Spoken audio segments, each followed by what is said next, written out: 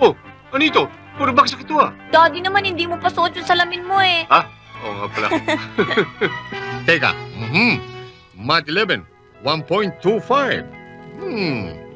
Zoology 1, 1.25. Okay. English 1, 1. Philippine History 1, 1. Galing, galing. First semester pa lang yan, Daddy. And at the end, Top notcher mula kinder hanggang high school eh. Wala ka pa bang tiwala sa akin, Daddy? well, UP is another thing.